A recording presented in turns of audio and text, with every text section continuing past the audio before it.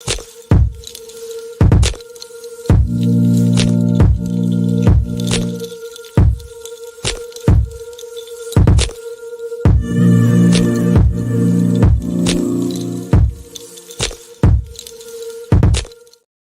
102 Digital, broadcast to his studios at 80 to 90 Abercrombie Street, Port of Spain, Trinidad. Good morning to you. It is 7 minutes after the hour of 6 o'clock on this, the 19th day of September. So good morning to you. Of course, on the show this morning, Paul Richards, you just heard him with our news brief. We'll hear from Richard Raghubar Singh. We got Ruben in the mix. My name is Steve Khan. Quickly, let's get into the WT, see what's happening on the highways and the byways. Usual stuff, Maloney to Piarco, Trin City to Huey, and then slow going just after the interchange and after Barataria by Swim Callers, where you pick up your traffic this morning. Let's head down south, make our way up north. We got nothing to tell you about. And Solo after Freeport to Sugar Gorness, you've got it, and then Charlieville towards after Monroe Road is a bit sticky. Monroe Road is getting a bit busy as well. It is 25 degrees at Piarco International Airport, 26 at Crown Point, 11 in Toronto and Clare, Miami. Yeah, just like Tobago, 26 degrees. Orlando, 23. New York, 15. Atlanta, you're at 14. London, windy, and 18. Tampa, 24. Washington, Clare, and 15. And our good friend out in LA at 16 degrees and Clare. All right, so that's some temps across our listenership. Of course, let's see who sent us hellos first thing this morning. Send us a message via YouTube. Doreen Pierre, D. Pierre, good morning to you. Oliver Man Warren, Pauline Buckmeyer out in Florida, good morning to you. Miss Ingrid out in Tucson, Arizona. Marcia Rock, Rena Budu Jennings, Ronnie Vonzek, good morning, guys. That's what he said. Edwin Marshall, good morning. Carol Guevara, Wagwan. All right. Of course, you two can send us a message via YouTube. Let's say good morning going out to Paul Richards. What's happening? Morning, Steve. Good morning, everyone. Morning, pal. What's going on? What's going on? Oh, it's Trinidad and Tobago, so as usual, a lot. Yeah, boy. Lots. Always something. Of course, the Cabo Star has been inspected and will resume service this morning. So it won't take 10 hours. It has been inspected or it's going to be inspected? No, it's been, let me see, I got the release here for you. It's been inspected and certified, safe to operate. As such, the vessel is expected to sail at 2 p.m. Today. Good for Tobago, thank God. And return sailing will depart Scarborough at 11 p.m. Yeah. So there we go. Well, that's good news, particularly for Tobago businesses. Yeah. Definitely. Oopsie, that was loud. Let me say that's good news. Another child shot. I don't know, an 8-year-old boy this time. Critical condition, correct? Car pulled up next to another car, opened fire. They don't care who in the car. They don't. 45-year-old mother, 3 dead, and this 8-year-old boy shot, but thank God in stable condition at hospital. These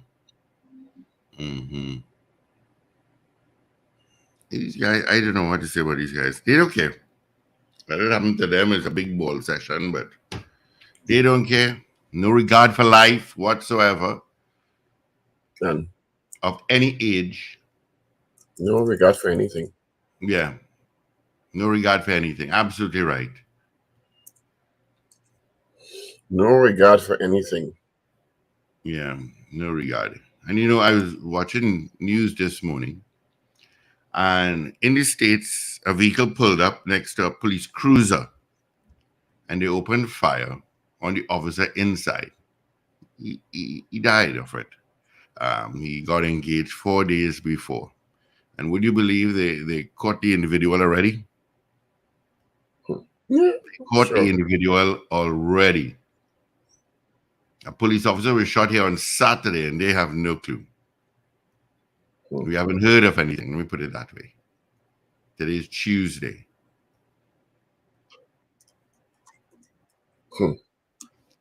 You know, it's like, I don't know. It's always something going on in this country. Another murder, another robbery. And it seems like they just can't get a hold of it. Would it be rectified in my lifetime? I do not think so. Morning, Karen Yipnow. Morning, guy. How you doing, pal? Hope all is well. Yeah, just, it's just, I certainly don't feel safe anytime, any day. No, I think it's an understatement. I don't think anybody feels safe unless you have private security and a special branch following you around. Yeah. You're right. But the citizens, the tax-paying citizens, are just not safe, not feeling safe. Just look at that situation with Charles Kublai Singh. Mm-hmm. And it's a police officer. Mm-hmm. And one can only imagine the reason that he was murdered, because clearly, to me, from what I can see, and a cursory look at what happened, the information coming to you, that he seemed to have been the subject of a hit. It seems that way. And I don't know. Yeah, it seems that One can let one's imagination run wild. Yeah, I was going to the wake last night, but I said, you know what, I'll go tonight instead. Because there might be so many people there last night, so I'll go tonight. And we just move on.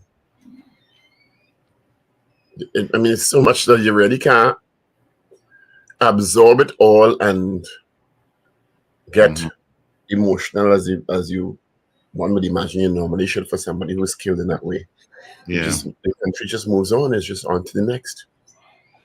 Just move on. His family, not so much, not at all.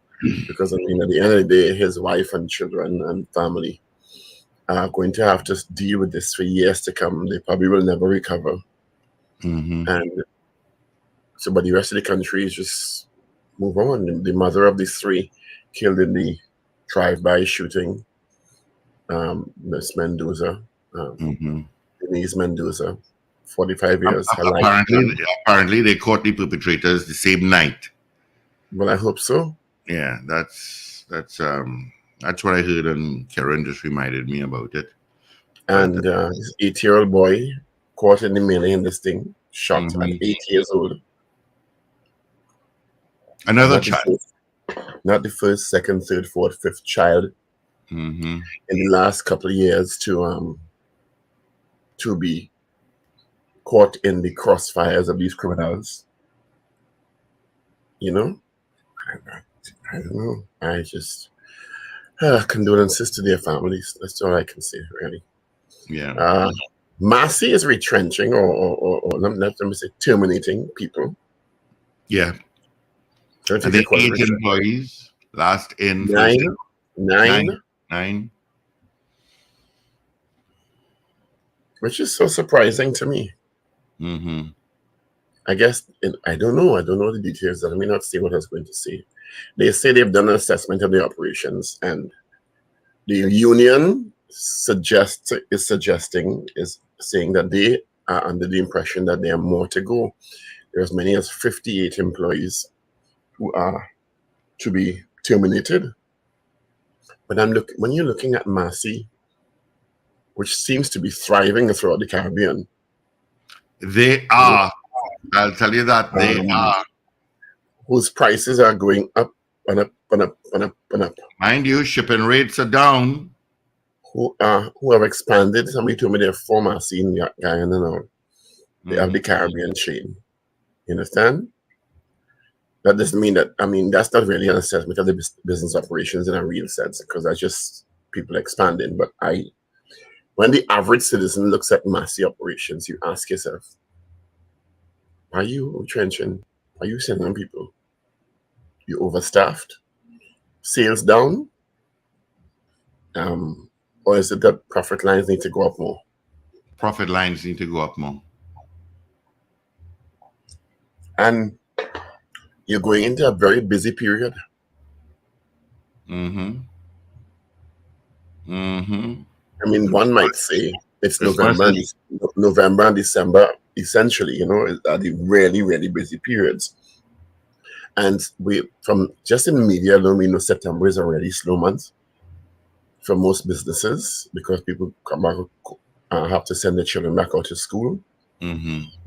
September is always a go-over season month.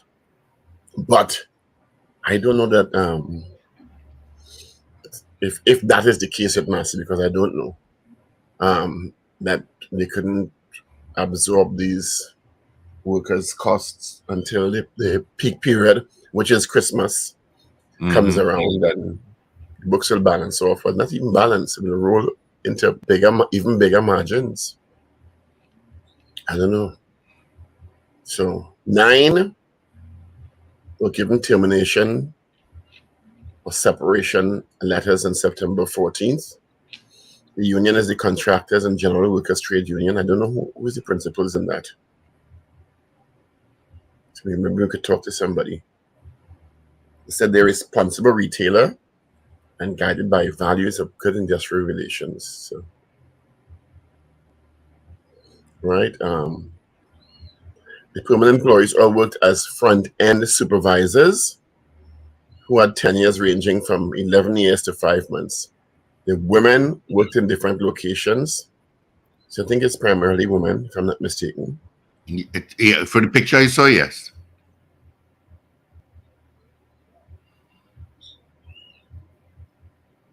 What do you mean front end? Are those the supervisors that will be by the cashiers? Could be the ones that work, you see supervisors. Yeah. Service. They said they're looking to try to absorb them, to place them internally or externally. I don't know what that means. Try is just try. Try is just a commitment to try. Try is not a commitment to say, well, I will re-employ you in another division, given that I'm a conglomerate and I have so many different arms. I have Massey this, Massey Tech, Massey X, Massey Y, Massey Z. Gas. Yeah. That's based on what you think I'm suited for. So I don't know. And this is, of course, what is this? A preemptive strike just before budget? They're expecting a budget that will impact their profitability. I don't know. I'm just asking questions here. Maybe minimum wage is going up. I don't know. Is it that you expect an announcement? Very good point, Steve. Is it that you expect an announcement? Because I know that your group CEO has very close ties to the leadership of the country. Is it that the leadership of Massey has some information that suggests that minimum wage is going to go up, and so the operational costs is going to go up, or that gas is going to go up, or that diesel is going to go up, impacting their operational costs? Maybe they really know something we don't. Maybe. And taking front. Well, and the letters were given on September 14th. This is September 19th. 5 days ago. We found out about budget yesterday. Mm-hmm. So I don't know. Maybe Massey has some information that we are not privy to, so that they, as we say in Trinidad and Tobago, taking in front. Mm-hmm. Maybe that should be something for our poll. Maybe that should be something for our poll this morning. What? Or did we ask that already? If do you expect minimum wage to go up? We did ask. We asked people. Yeah,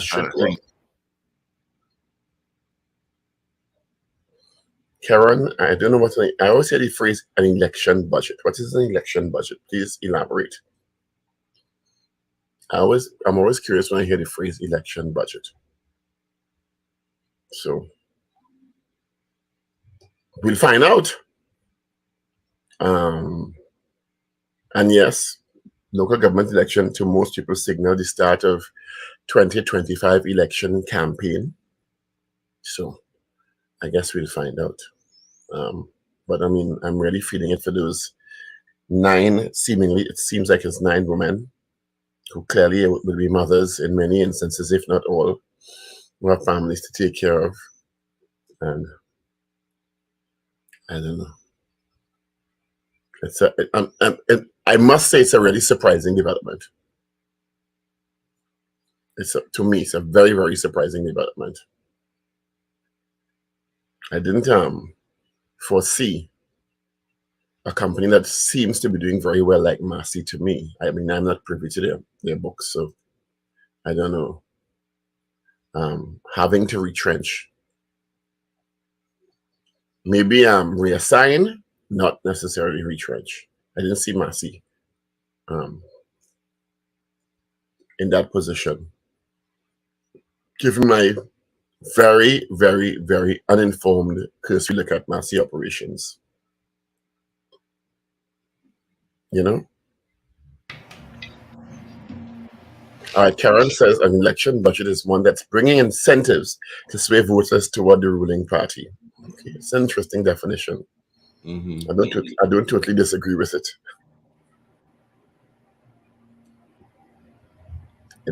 Yeah, but I don't know. I do. As I said, I'm not privy to Massey's operational, their books and their stuff. So I don't know. But I just do, from my cursory look at Massey, I don't see Massey having to retrench workers, unless they just restructured their operations, particularly at the front end. And I think this is supermarket issues here, not necessarily other arms of Massey operations.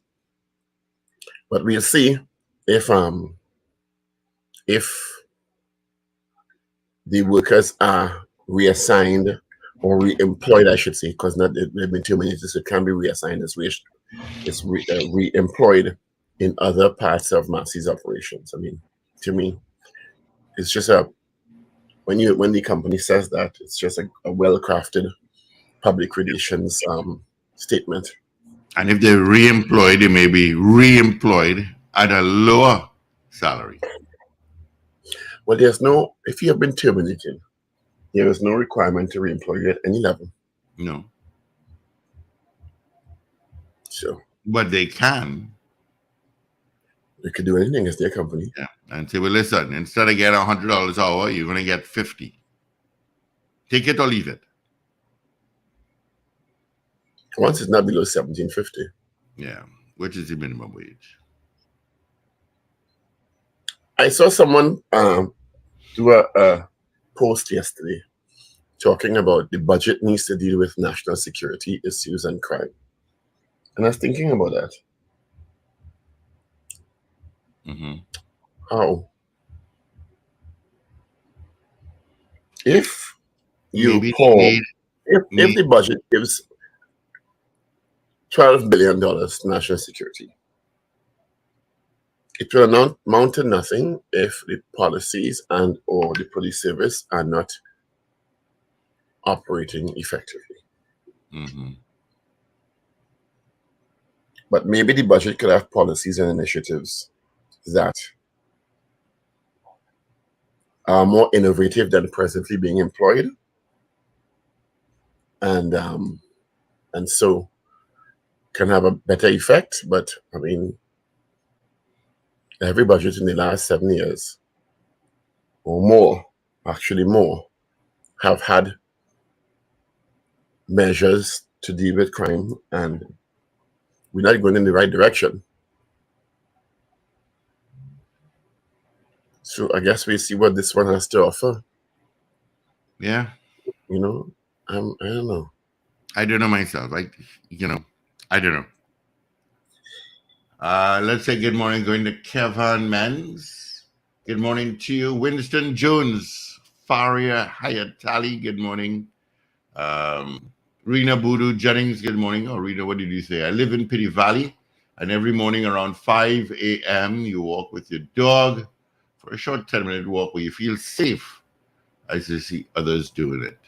Good morning to Trinidad Margot out in Port St. Lucie, Florida. Good morning to you, Margot. I know Port St. Lucie very well. I know Treasure Coast Mall very well as well. Last week we had a discussion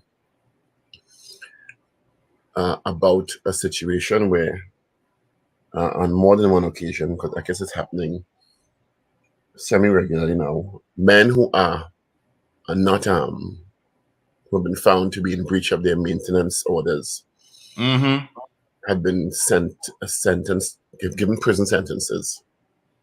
Right? So we had this discussion, this debate, and Wenda is very strong on it, regarding the sense in locking up men who are not up to date with their maintenance payments to take care of their children. And I mean, there are two sides to the story. On one hand, there are some men who absolutely flout it, who don't care, who make children and just walk away and no matter what the courts tell them or the police tell them or they don't care. They don't care. Right? And over the courts have had to warn them and the police have had to warn them and they end up in prison. And then there are others, Kevin, we'll talk about that in a while, Kevin Menz. You're right. On the other side of that, that's true. There are men who are in situations, like I'm going to play a video because we're going to have Rondell Fields on after 7 a.m., who is the president, the head of the Single Fathers Association, who's been fighting the plight of men whom he feels, and his organization feels, have been not fairly treated by the courts regarding visitation, maintenance, etc., when they get into conflict with the mothers of their children. Right? And this particular video, it kind of, when I saw it, it was very emotional for me to look at because the guy in question clearly has some serious health challenges. I think he has kidney issues. He has heart challenges. He's on disability and social grants because he can't work because of his health condition. And he said when he went to the courts, the magistrate didn't seem to care. He said, "You have 2 hands and 2 feet, go and work and make money and pay the maintenance." So we play that for you as a precursor to the interview that's coming up later on this morning with Rondell Fields. After 7 o'clock major news. Sorry?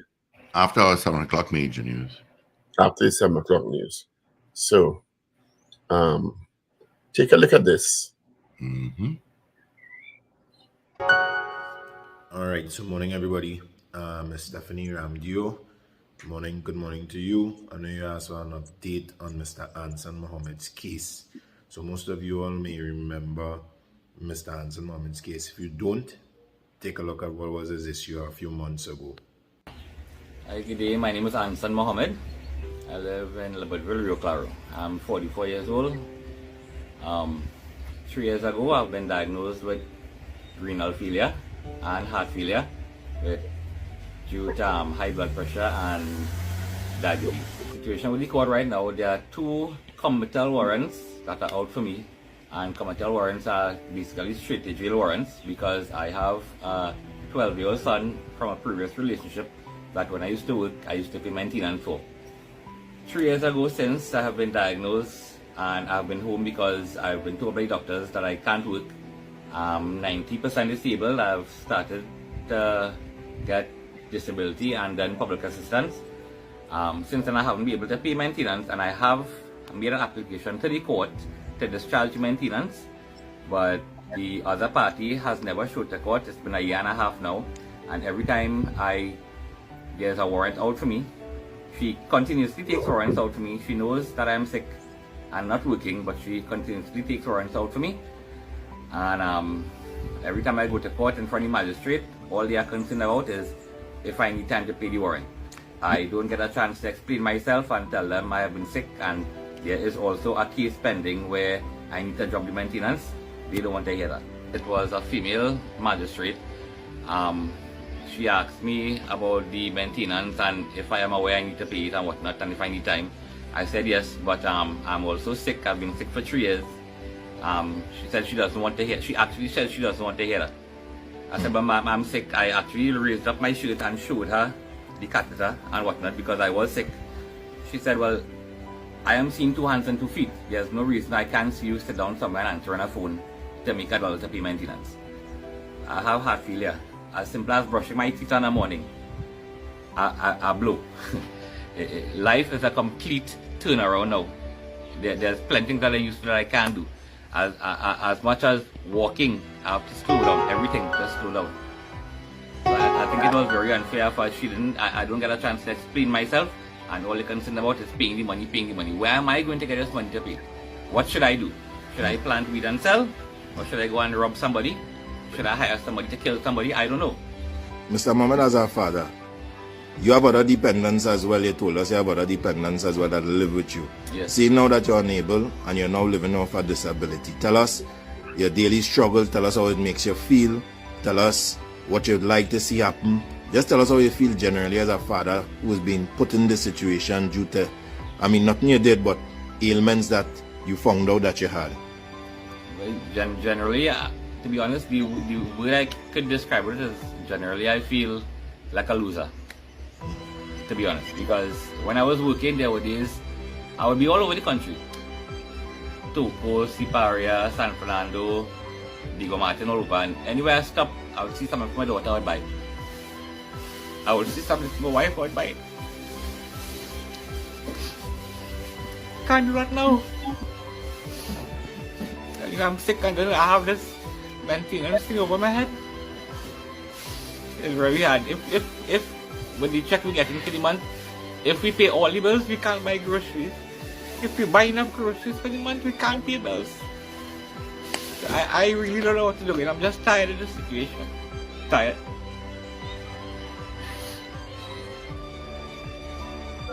Mr. Mohammed, can you tell Trinidad and Tobago what you'd like the authorities to do that would assist you and give you a peace of mind in this situation? I just want someone to listen. Just listen and hear what I have to say, and see that is a genuine situation, and put something in place to make it easier. Just make it easier that you can go to the court and say, this is my situation, these are my documents. I'm already on public assistance. This is what I'm going through. 3 days a week, 3.5 hours for the day. When you go to hospital, needles. Sometimes you can't sleep, sometimes you do dialysis, you're good. Other days, you're overweight and you do dialysis, you're sick for days after. It's not nice. I just want somebody to listen and So that's a particularly difficult story to have to listen to. And while I understand the need for men to own up to the responsibility and pay maintenance, certainly there are some situations, if you listen to it and if you do the investigation, I get the evidence to me in this case, a case like this where he's unable to go out and make a living. So I don't know that a magistrate or a judge should not be listening to these extenuating circumstances because he's just unable to do it. You know, there's if he goes out and works, he doesn't look like he's in the condition that the job may not have a negative effect on him. Mm-hmm. You have kidney and heart failure. You know how much concentration you could do. You could sit down for 8 hours a day. Can you? You could sit down for 4 hours a day. I don't know. So when some people like to look at things in a very binary manner, it's either yes or no, black or white, Yes. 1 or 0. Mm-hmm. That is not right. Life is not binary. Life has shades of gray. And as I said, I'm not in any way endorsing men who do not want to pay, who can go out and work and do work. You understand? And people, if there's only poor people there, let me tell you, I know a situation now that I can't speak about, right? Somebody quite well to do. Mm-hmm. has a child that he's not taking care of. Have many people like that, well to do as well. Because he feels the mother is also she can afford it. Yeah, but that's not the point. Mm-hmm. That's not the point. The point is not whether the mother could afford it or not, because the mother, who I know, can. But the point is, it's also your responsibility. It's a joint responsibility. So whether the mother can or not, and a lot of men in that particular situation know that the mother is going to do everything she can do to take care of the child and the mother's family. You understand? Mm-hmm. But then there are the situations like the one we just saw, where that's a different situation. You can't lump all to me into the same category, and I mean, you look at the man, he's broken, completely. He just looks like, doesn't know what to do again. Morning, Richard. Morning, guys. Morning to our listeners. Wherever you are. So we'll explore that more with Rondell Fields coming up after 7 o'clock, after the 7 o'clock news, and have a discussion about what should be in place for men who legitimately, after the court has done the investigation, can get out of the court. But, Mm-hmm. And Karen is saying we have people who should not be parents. I agree with that. But then some men have all the intention of taking care of their families. And like in this case, it seems that he legitimately fell ill and can't make good on those responsibilities, which is different to men who just playing the fool. I don't know. Anyway, Richard, do you have papers? No. No, I don't. Not at this point. Yeah. All right. Okay, but let me roll into the online versions then. Let me just bring them up, sir. Good morning to you. How are you this morning, Mr. Raghubar Singh? I am good, I'm good. You're not typing, right? If what? I'm typing, so sorry about that. All right, let's roll into the papers this morning. Let's start with the Express. For today, it is September 19th. This day seems familiar. Is this the football day? The infamous football day? The date seems familiar for some reason. No, that was in November, wasn't it? November, okay. November 19th. All right, Express for today, September 19th. Cabo Star resumes sailing today. The repairs have been completed and it has been certified safe for sailing by the relevant agency. So Tobago is going to get a respite in terms of the cargo that's able to be taken across the island, and it doesn't have to take 10.5 hours.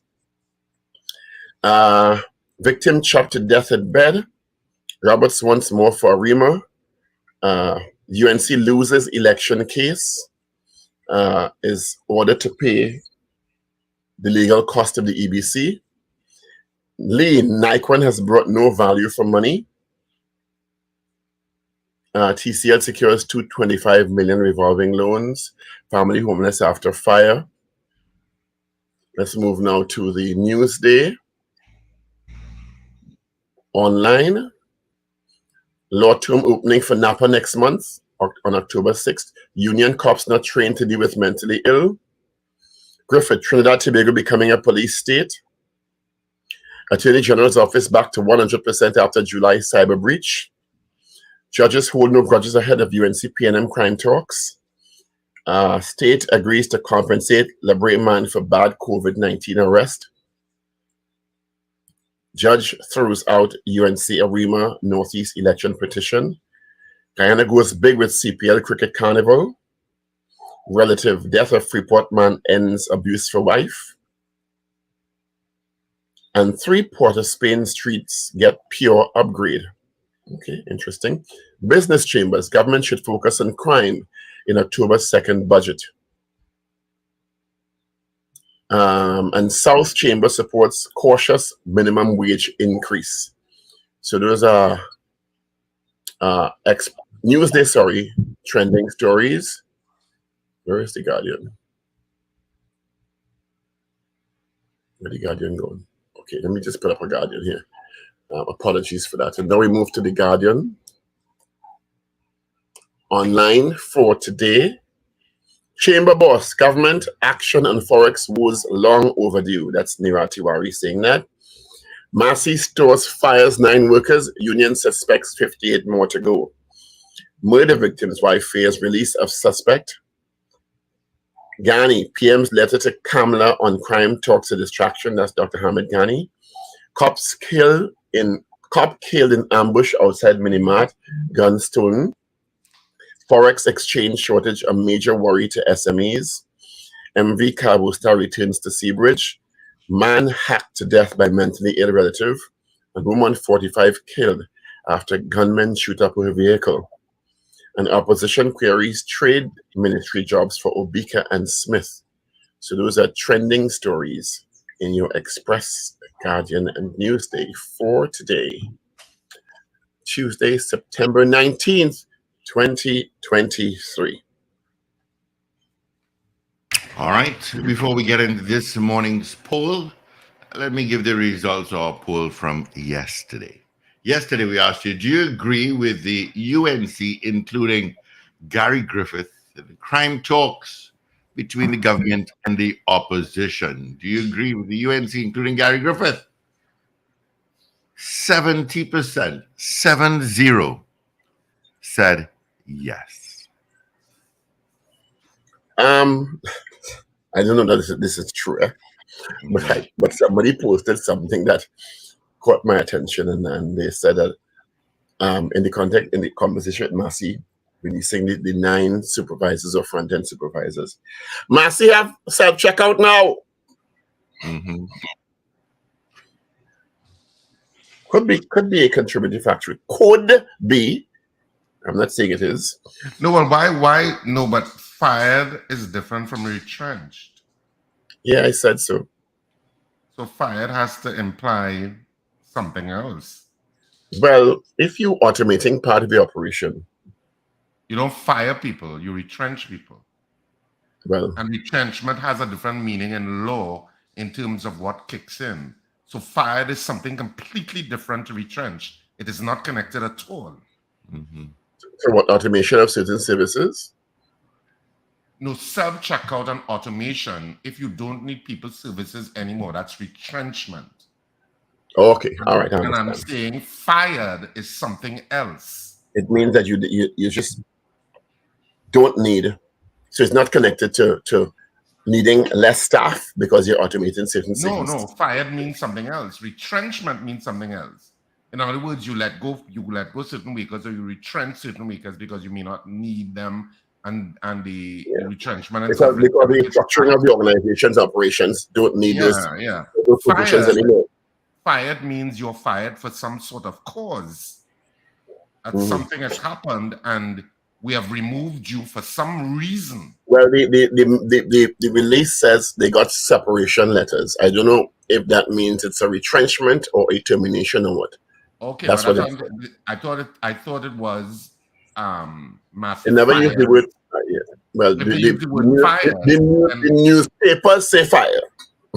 Right. So then there is the release said separation letters. So there's a difference in the terminology, I know, but you know the newspaper is going to go with the dramatic headline. You understand? Yeah. No, the release I saw, they received separation letters, and I don't know if there was any, as you said, yes. To fire somebody, it means that they do something and you feel there's a legitimate cause for them ejecting them from the company. Right. So did they say was there a particular branch, or was it branches across the country? Right. I don't have all that information. Because you remember there was a robbery. Yeah. Is it connected or not? I don't know. They didn't say so. But if the union is saying there are 58 more to go, and that's the union's presumption. I don't know that. Retrenchment. Yeah. Well. Yeah, and retrenchment, certain legislation kicks in. Let me read the story so that you have clarity from the story. 9 Massey stores employees were given notices of separation. So a notice of separation means what legally? That you're no longer with the company, right? A notice of separation sounds more like retrenchment. Yeah. Right? And they also said, so I don't think cost comes into play here, because they said they are being supported as they navigate this transition, and the company has started to identify other employment opportunities internally and or externally. So if you do something that that sounds like of retrenchment, course, not being it sounds like fired. retrenchment, because you ain't going to rehire somebody or reassign them if they did something wrong. You understand? Yep, that sounds like retrenchment. Which could lead into the discussion we're having, which we can't confirm, that, well, they don't need these positions anymore because automation may be something that's coming. But the subject out? Well, yeah, if the subject out working, which I use regularly now, to be very honest. I use the subject out. Yeah. It means if you had 10 cashers, you don't need 10 cashers no more. Yeah. Make sense? Mm-hmm. And unless there's something else, some other position in the organization that you can reassign these people to, it means that automation usually means either you can reassign or retrain if the company wants to go that way, or you don't need as many employees to do that job. Yep. You understand? There's something I'm supposed to play for you all. You know, it's the most astounding thing. Two things, actually. I'll get them on tomorrow. A self-driving car and a robot playing lawn tennis doubles. Yeah, I saw that. Well, the self-driving car is especially.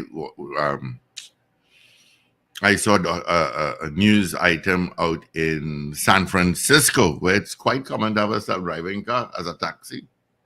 But I don't know that I want to sit on a self-driving car yet. I ain't sure I want to do that yet. I would try that. I'll try it. You try it in Trinidad? No. Well, Trinidad roads are not ready for self-driving cars. Yeah. Roads alone? The roads? A self-driving car with a car cutting in on you? The self-driving car would be confused. In Trinidad and Tobago. Yeah, because you have to have line demarcations. You have to have. It will just stop and go beep, beep, beep, beep, beep, beep, beep, beep. You can't have 10 potholes that the car has to navigate. Mm-hmm. You need self-driving cars that are sentient to drive Trinidad and Tobago. But you need some more humans anyway. What are your questions this morning? I have no idea what the question should be this morning. Well, the main headlines, I did get papers, by the way. The main headline. Go through online? I got them just after you started. So the main headline is, if you go into the two main headlines, is that budget.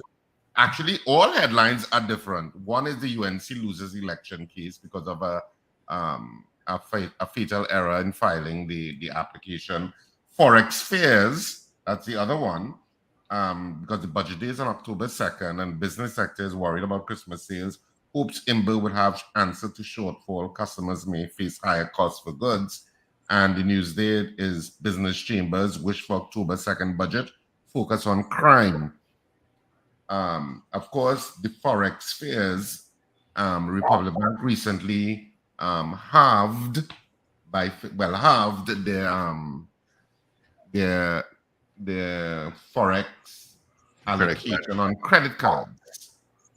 They cut it by 50%. That you can access in a billing cycle.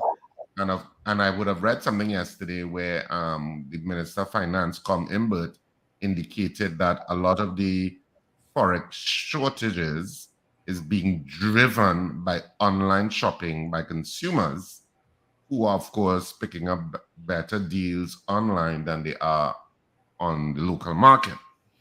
But he also says it's driven by growth in the economy because as businesses seek to expand, they're buying more outside goods to make their products that they sell here. But I mean, I suppose we could do a poll on the budget itself. Do you expect the budget will address the issue of the Forex shortage?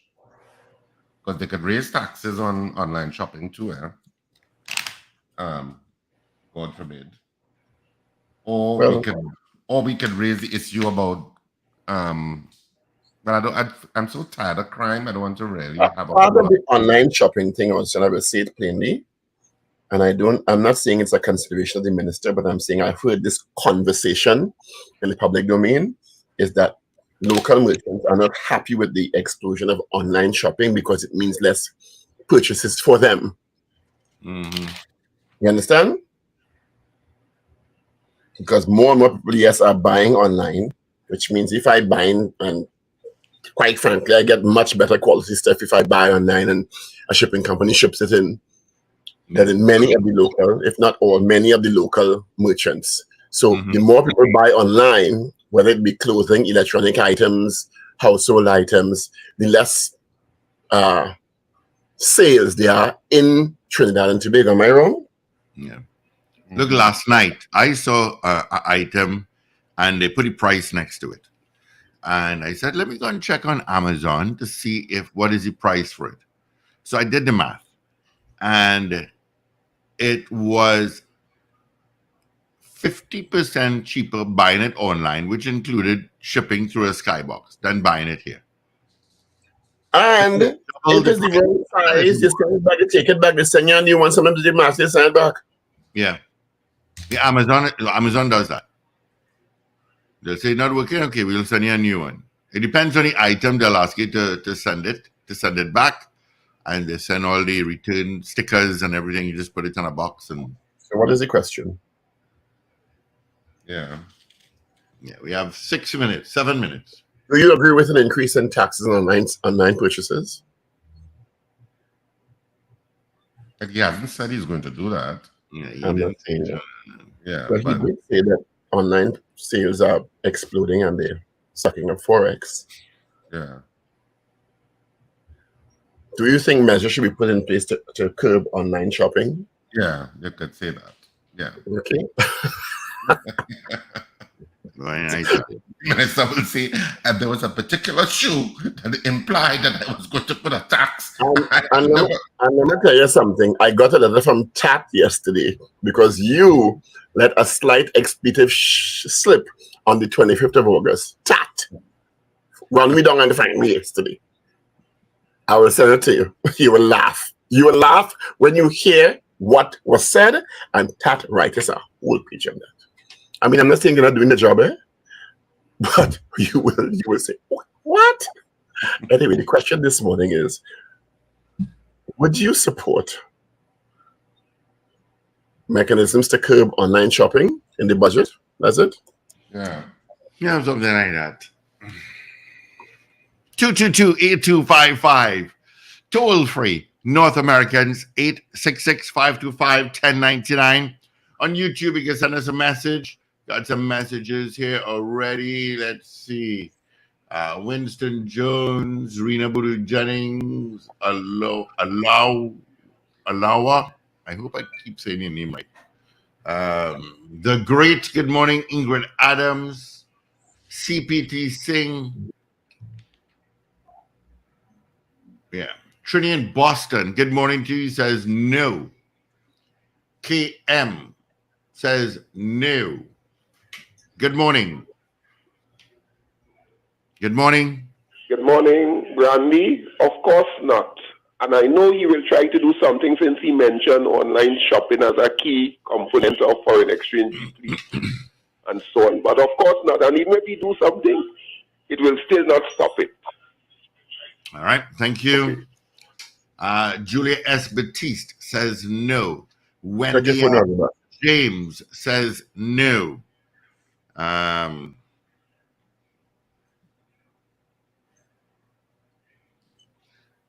right. Good morning, Grandy. Good morning. Good morning, gentlemen. Sandy Grandy. Hell no. All right. Thank you, Sandy Grandy. Thank you so much. 222-8255. Miss Ingrid says not at all. No to the poll. Karen says no. All right.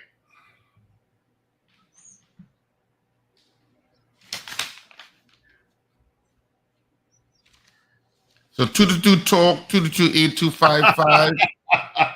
Would you support measures to curb online shopping in the 2023-2024 budget, which takes place on October 2nd?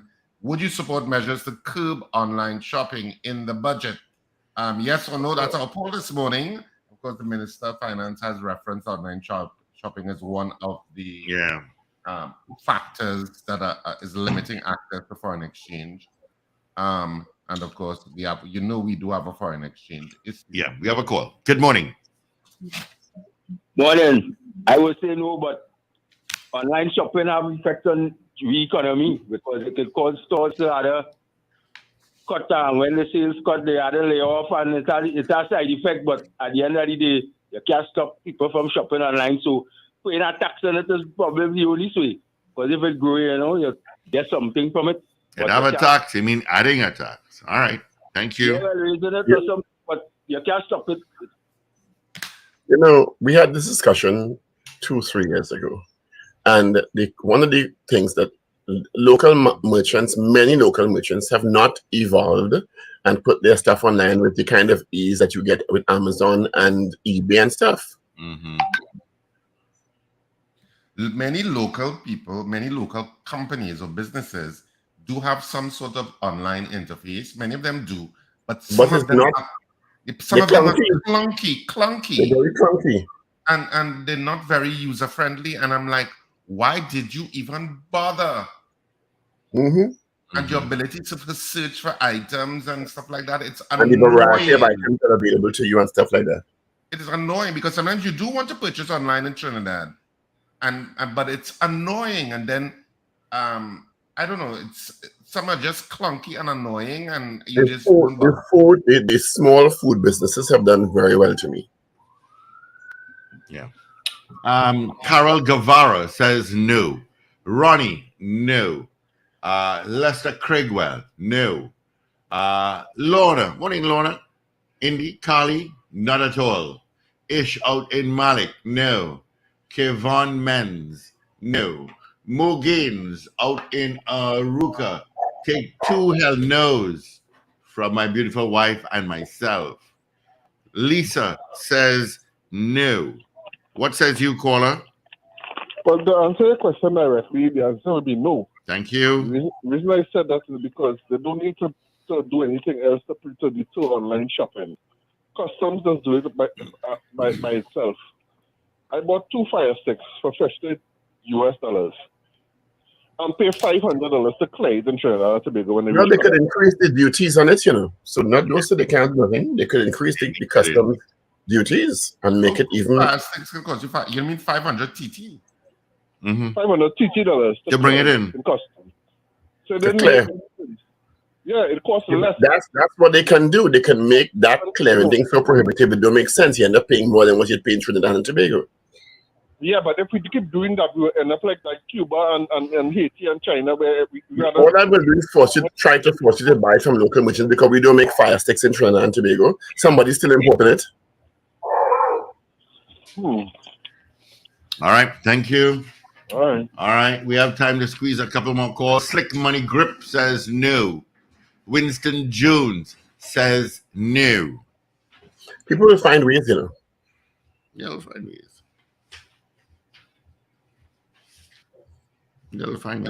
Sometimes you do really get better service. I have something that has a lifetime warranty. It got a tear of sorts, and it couldn't be used again. I contacted the company and they sent a new one. No question. Yeah. That happened to me already. And this is 5 years later. No questions. They just sent a new one. Yeah. And they sent back the damage good. Nope. No questions. You just had a portal to go through to just say that you're exercising the warranty. And that's it. You did a new one, and that was it. They sent it immediately, basically.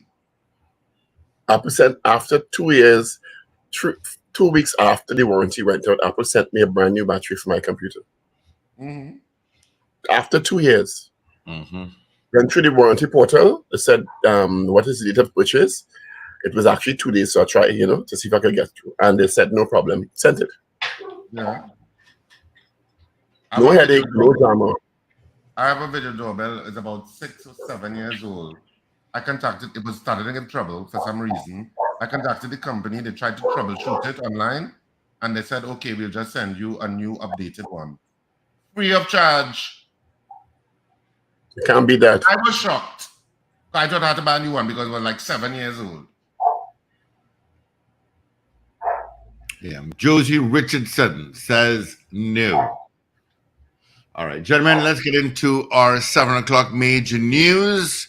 It is in on this, the 19th day of September. Let me say happy birthday, get on to my buddy Lala, celebrating his birthday today. Happy birthday, hope you have a great day. All right, let's get into news.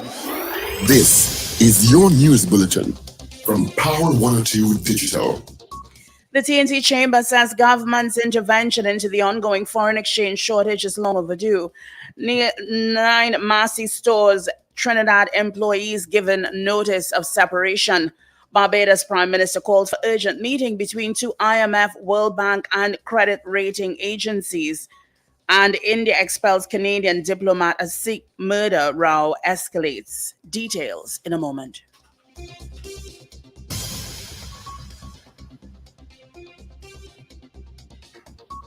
This is news to 7 o'clock on Power 102 Digital. I'm Afril Sintel Bab. Good morning.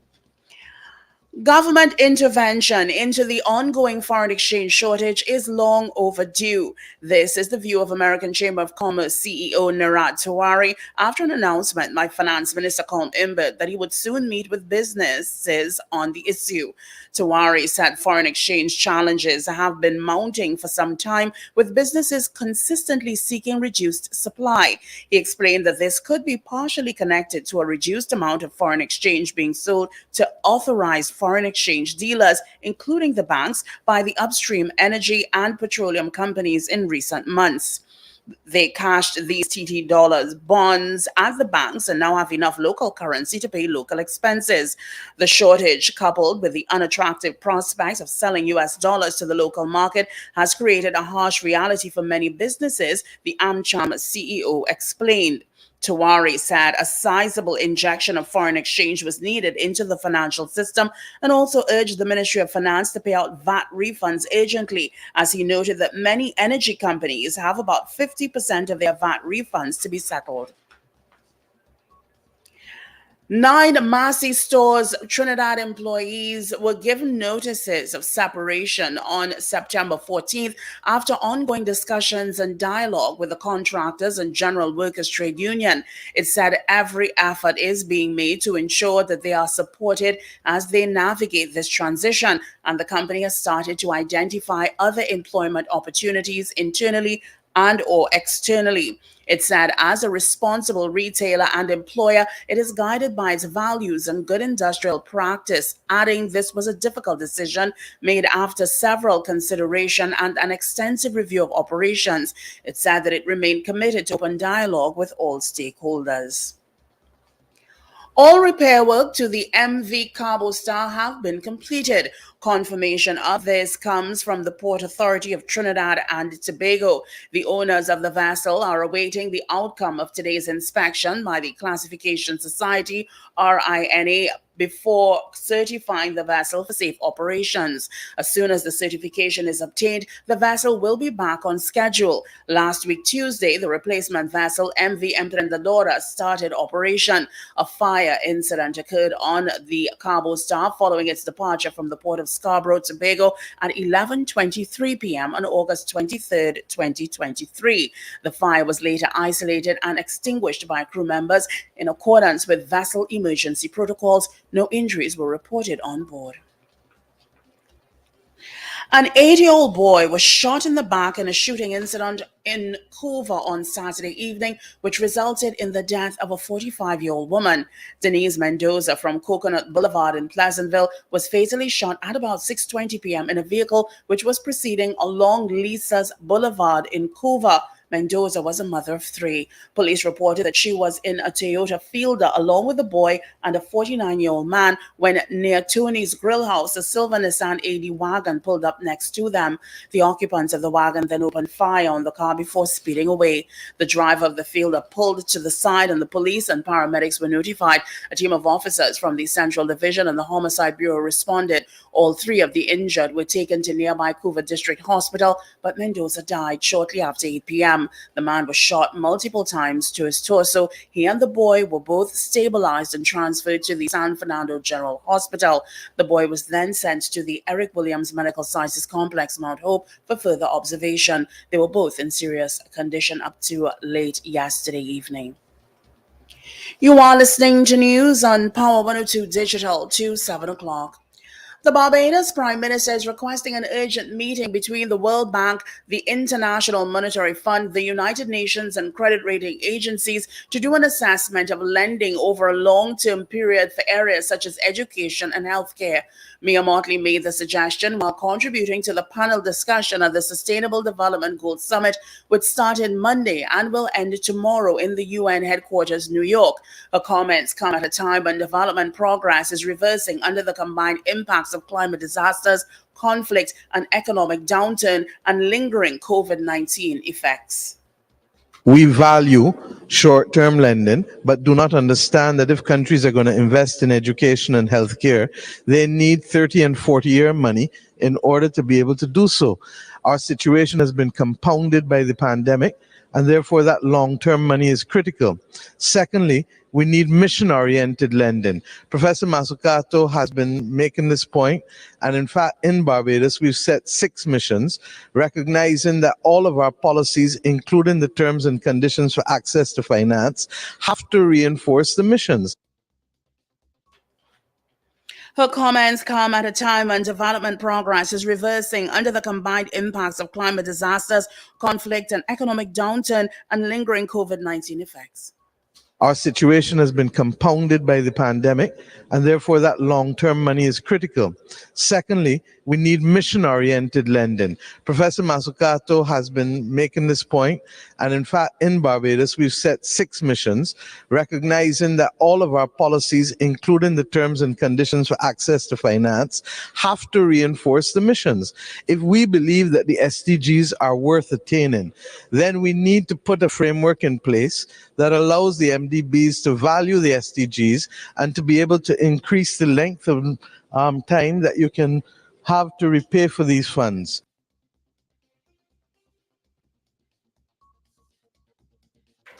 Further afield, India has expelled Canadian diplomat after Prime Minister Justin Trudeau suggested Delhi may have been involved in the murder of a Sikh separatist leader. Earlier, Canada's foreign minister announced an Indian diplomat was being expelled.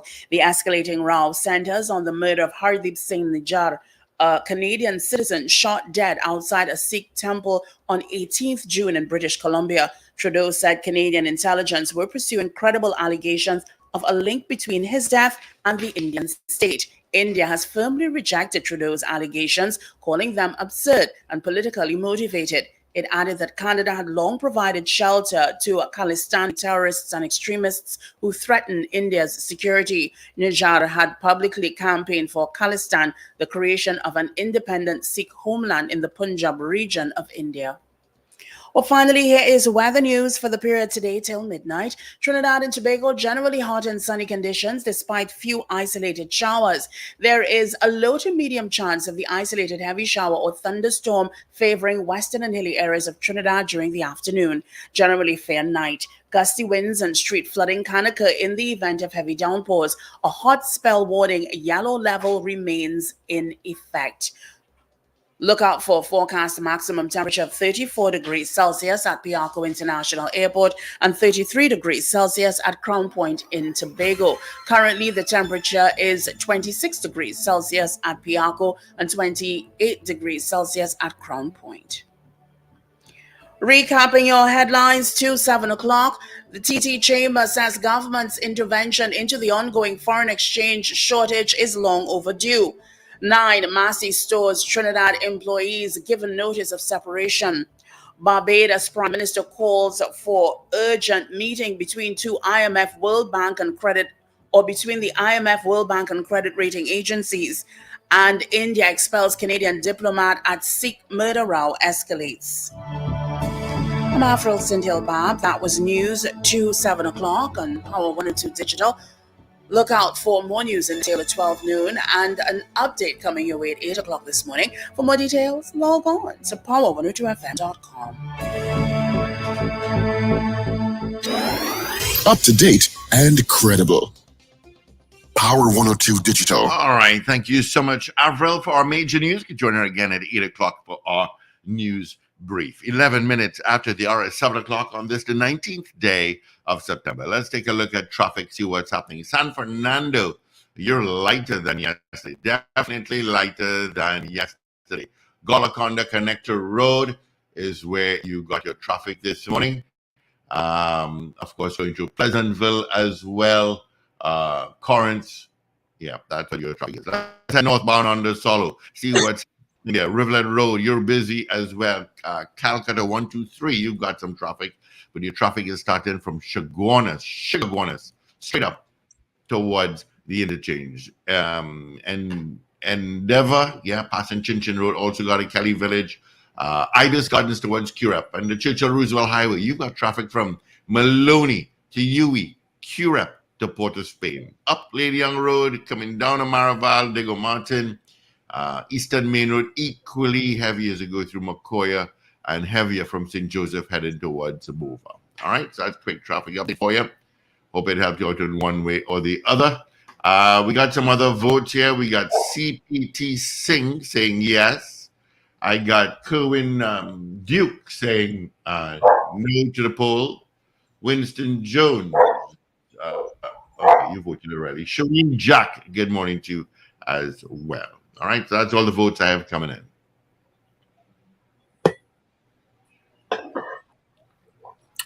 All right, Is so he there? our poll this morning, would you support measures to curb online shopping in the 2023-2024 budget? We had 24 people voting on the poll in the allotted time. Of the 24 people, one person said yes, and everybody else said no. They would not support it. So 23 people said no, one person said yes. I don't know. I thought we are capitalists, a free market system. Anyway. So that's the poll. You can continue voting on the poll, and we'll give you the full results tomorrow on the show. Let's say good morning to Mr. Rondell Fields. Morning. Thanks for having me, Paul, and everyone else. Morning. How you doing? I'm fine, man. Wonderful. All right. We wanted to have a discussion on the issue of some of the issues facing fathers, in particular fathers and maintenance. And just before that, what we want to do is just play a little clip of a piece we played earlier on, which I took off your social media regarding, is it Mr. Mohammed? Yeah. Mr. Mohammed. It's Mr. Mohammed. So let's share that for about 2 minutes, and then we'll come back and talk about the issues surrounding this situation. Good morning to you. I know you asked for an update on Mr. Anson Mohammed's case. So most of you all may remember Mohammed's case. If you don't, take a look at what was his issue a few months ago. Hi, good day. My name is Anson Mohammed. I live in Libertyville, Rio Claro. I'm 44 years old. 3 years ago, I've been diagnosed with renal failure and heart failure due to high blood pressure and diabetes. The situation with the court right now, there are 2 committal warrants that are out for me. And committal warrants are basically straight to jail warrants because I have a 12-year-old son from a previous relationship that when I used to work, I used to pay maintenance for. 3 years ago, since I have been diagnosed and I've been home because I've been told by doctors that I can't work. 90% disabled. I've started to get disability and then public assistance. Since then, I haven't been able to pay maintenance, and I have made an application to the court to discharge maintenance, but the other party has never showed the court. It's been a year and a half now, and every time there's a warrant out for me, she continuously takes warrants out for me. She knows that I'm sick, I'm not working, but she continuously takes warrants out for me. And every time I go to court in front of the magistrate, all they are concerned about is if I need time to pay the warrant. I don't get a chance to explain myself and tell them I have been sick, and there is also a case pending where I need to drop the maintenance. They don't want to hear that. It was a female magistrate. She asked me about the maintenance and if I am aware I need to pay it and whatnot, and if I need time. I said yes, but I'm also sick. I've been sick for 3 years. She said she doesn't want to hear. She actually said she doesn't want to hear that. I said, but ma'am, I'm sick. I actually raised up my shirt and showed her the catheter and whatnot because I was sick. She said, well, I am seeing 2 hands and 2 feet. There's no reason I can't see you sit down somewhere and answer on a phone to make $1 to pay maintenance. I have heart failure. As simple as brushing my teeth in the morning, I blow. Life is a complete turnaround now. There's plenty that I used to that I can't do. As much as walking, I have to slow down. Everything just slow down. But I think it was very unfair for she didn't. I don't get a chance to explain myself, and all you're concerned about is paying the money, paying the money. Where am I going to get this money to pay? What should I do? Should I plant weed and sell? Or should I go and rob somebody? Should I hire somebody to kill somebody? I don't know. Mr. Mohammed, as our father, you have other dependents as well. You told us you have other dependents as well that live with you. Yes. See, now that you're unable and you're now living off a disability, tell us your daily struggles. Tell us how it makes you feel. Tell us what you'd like to see happen. Just tell us how you feel generally as a father who's been put in this situation due to, I mean, nothing you did, but ailments that you found out that you had. Well, generally, to be honest, the way I could describe it is generally I feel like a loser. To be honest, because when I was working, there were days I would be all over the country. Toco, Siparia, San Fernando, Diego Martin, Europa, and anywhere I stopped, I would see something for my daughter, I would buy it. I would see something for my wife, I would buy it. Can't do that now. So that's a sense of what Mr. Mohammed has been going through. Rondell, good morning and welcome again. And of course, there are 2 sides to this. There's some, as we said earlier on, the side where there are men who abdicate their responsibility and have to be facing the brunt of the law. I have no problem with that. But then there are other circumstances that clearly what this man is saying, I mean, he can't work. If he does work, he probably can't work for long.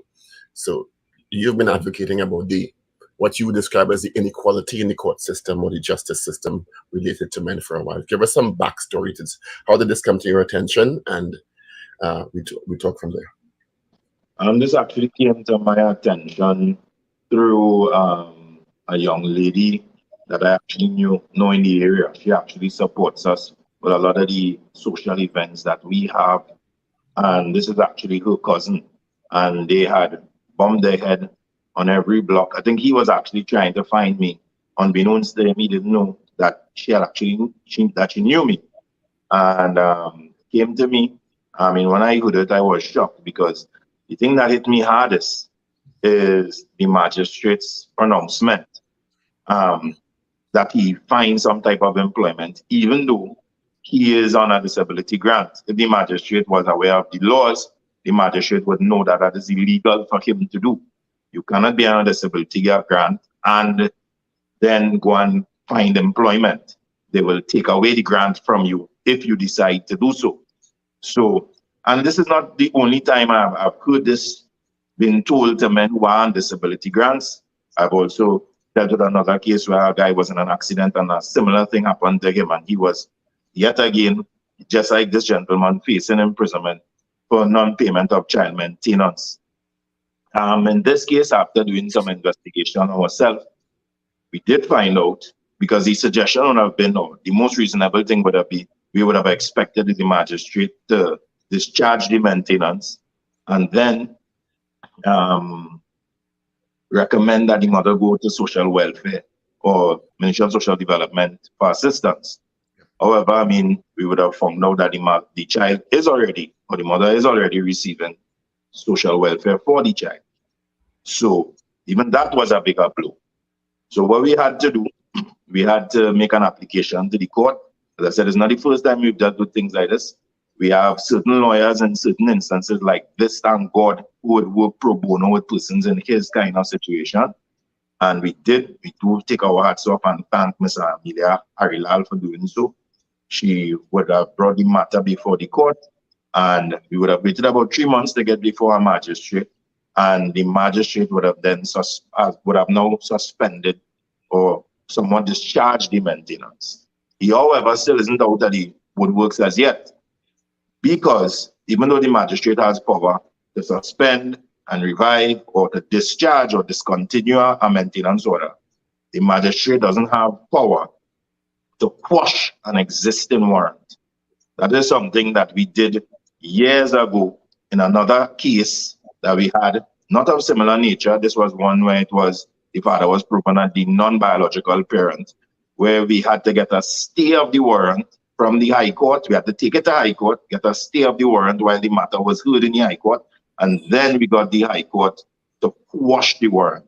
So there's no real legislation that really quashes a warrant under this circumstance. But we are hoping that we could go back to use that very same precedent that was set in that case in 2015 thereabout, to have this warrant quashed. Because the 3 months we were waiting for him, and maintenance was still accruing, right? We was waiting to get in front of the magistrate. Maintenance continued to accrue. Plus, the existing warrants that were already taken out, they are there and they are committal warrants and they can be executed upon him at any time.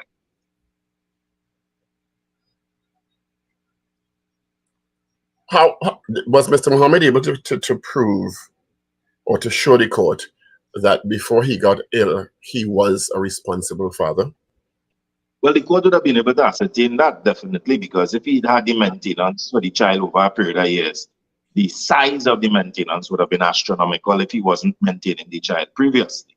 So the court would have been able to make that determining factor as into how long. It's just 3 years, he said, I haven't been able to maintain the child. So the court would be able, based on the bill, the maintenance, to the sum it would have accrued, to ascertain the legitimacy of that. But the thing is, for me, Paul, I'm not thinking. To me, it is nonsensical, even when the person is errant, to imprison persons for maintenance. It has become our culture to do so as to be appear forceful or so as to appear threatening. But we have to remember what is the purpose of a maintenance order. The purpose of a maintenance order is to insist or to get a non-custodial parent, whether it's a man or a woman, because there are some women paying maintenance as well, to financially contribute. And I think it's an easy way just to let them out and send them to jail. Because when the man or the woman who's a non-custodial parent is in prison, the child is still suffering. And while incarcerated, the state minds the person that is in breach of the order for a bigger bill.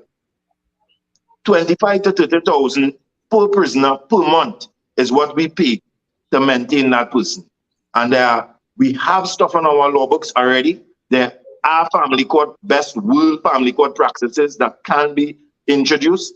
And we have the ankle bracelet now introduced in our legal system that I think could be very instrumental into getting persons paying their maintenance and doing so in a meaningful way.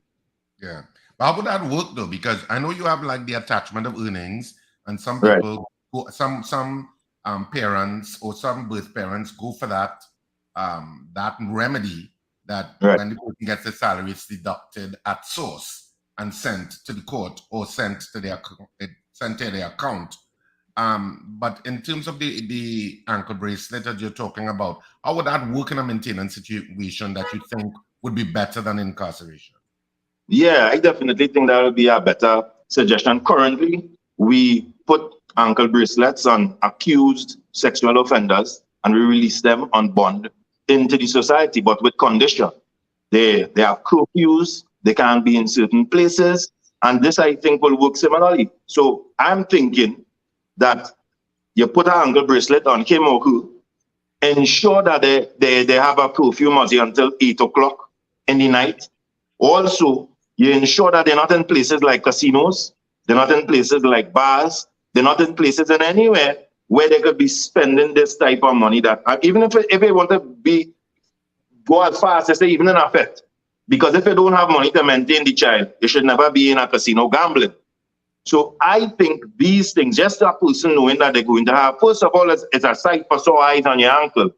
First of all, knowing that somebody has an ankle bracelet on you, knowing that you're going to have restriction in certain places where you could go, I think that will be a deterrent. But it mustn't just be the ankle bracelet alone.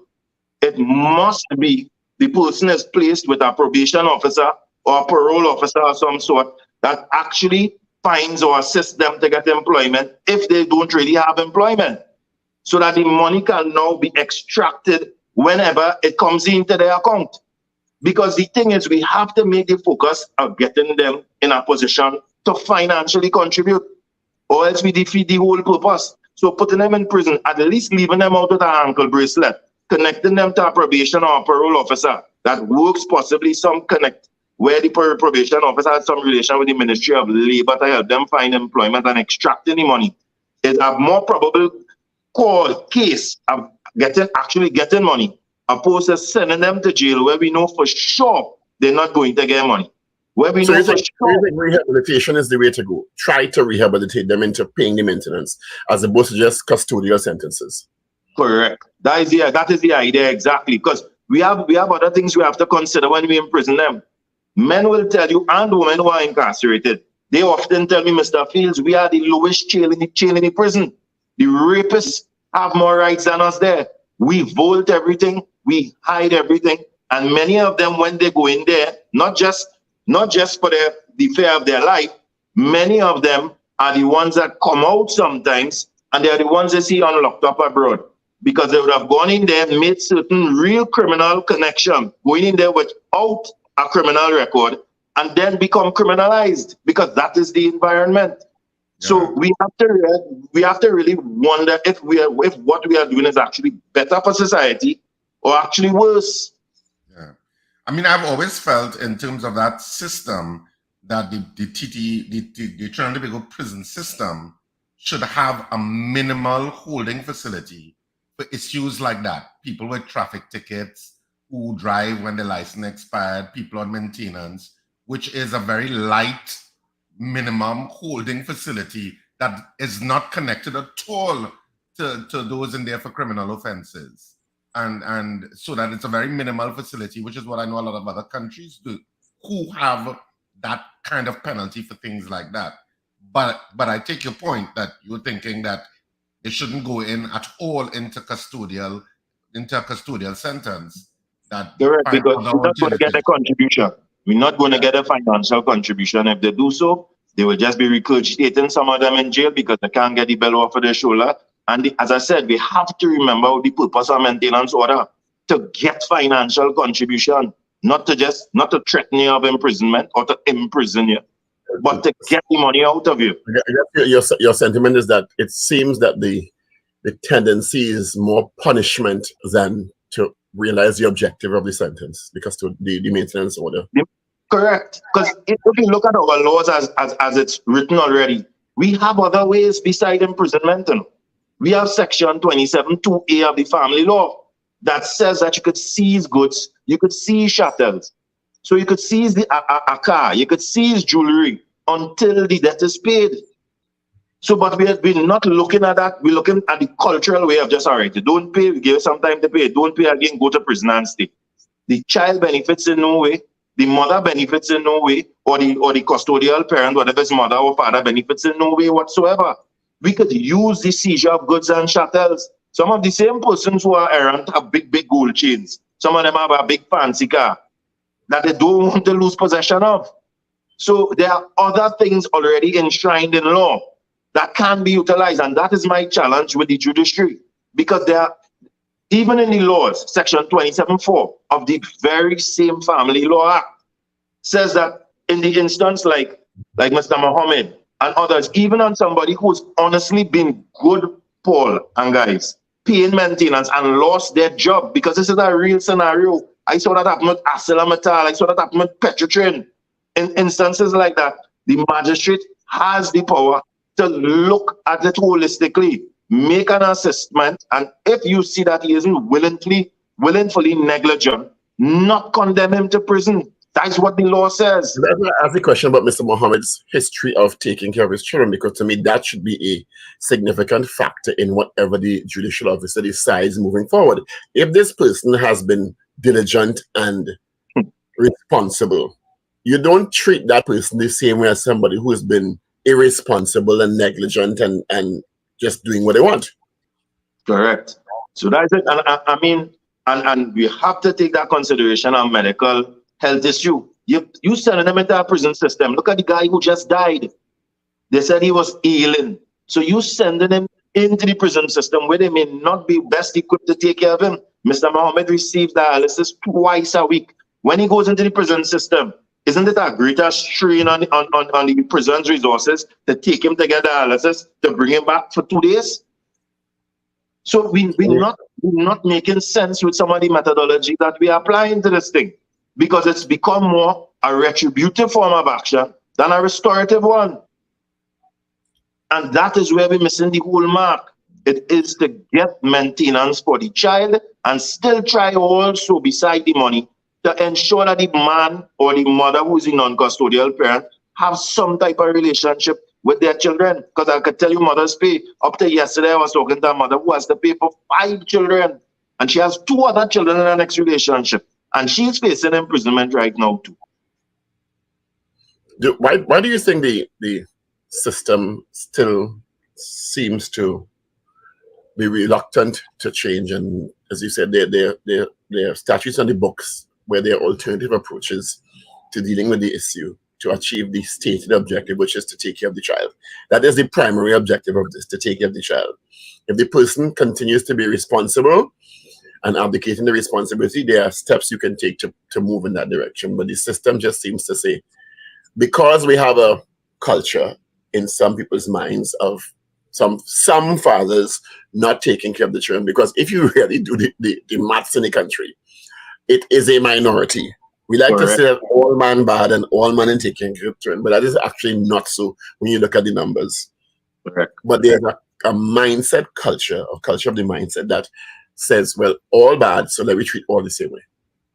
Correct. And I rightly identified, culture plays a part. But you know, it's another thing I've realized is responsible for this lack of change.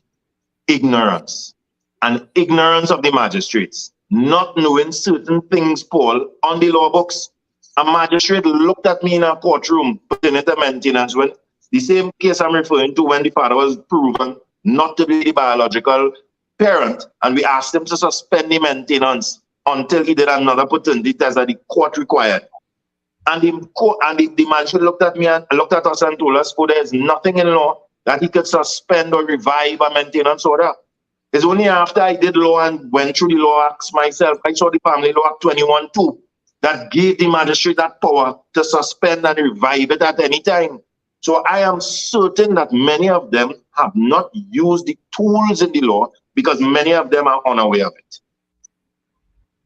Yeah,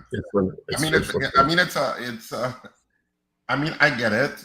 I mean, there's some, and I know they have so many variations of that maintenance story and how people end up in that situation. It's not a black and white story at all.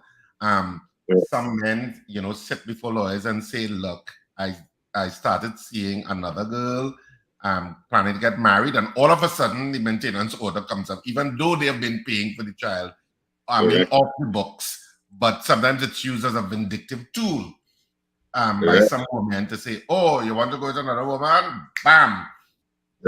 Maintenance order. All of those kinds of variations happen. Of course, you also have men who's really not fulfilling their responsibilities. So the state is really trying to balance a system where human emotions are involved.